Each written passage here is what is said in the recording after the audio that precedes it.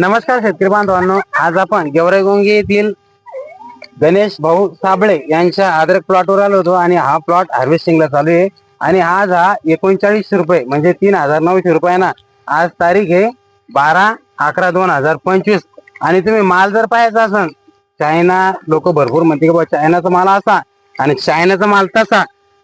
काय करता तुम्ही चायनाला आणि इकडे तिकडे जायचं काम नाही. चायनाचा जर माल पाहायचा असेल तुम्हाला, जर तुमच्या कोण चायनाला जाणं होत नसेल तर तुम्ही गेवराईगोंगीला एकदा, आता आज हार्वेस्टिंग चालू आहे प्लॉट, आज आणि उद्या काही होत नाही. इथं मुकरदम आहे, आपण मुकरदमाच्या तोंडून ऐकू की बघ कसा आहे प्लॉट. ये प्लॉट अच्छा भी है।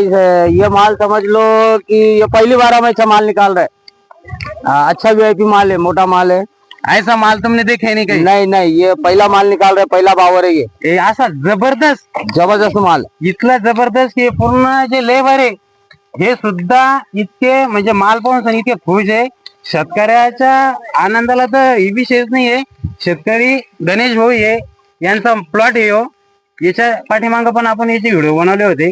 आणि जर कोणाला वाटत असेल की बाबा हे व्हिडिओ खोटा आहे का काय, तर तुम्ही अवश्य आज आणि उद्या तुम्ही एक वेळेस अवश्य इथं, तुम्हाला जर अद्रकीचं पाहायचं असेल, तुम्हाला अद्रक काय राहते, तर तुम्ही एकदा येऊ शकता. एक आपण थोडक्यात शब्दात गणेश भाऊ साबळे यांचं आपण मनोगत ऐकणार आहे.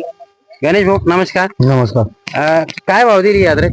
3900 रुपये अद्रक दिले आपण. 3900 रुपये. हा, 3900. 3900 रुपये कशी दिले. निवडून राहिली अद्रक?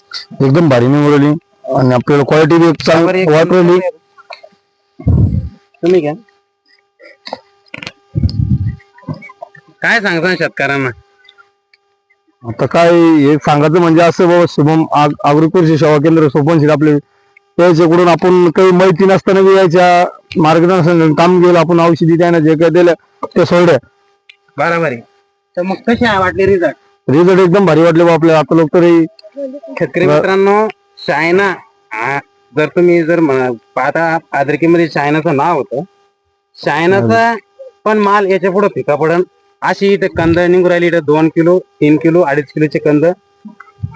लेबर सुद्धा इतकं खुश इथं या प्लॉट मध्ये आल्यावर काढणी चालू झाल्यापासून झाली किंवा लेबर सुद्धा म्हणून राहिलं की बा असा प्लॉट आम्ही आतापर्यंत आम्ही काढलेला नाहीये.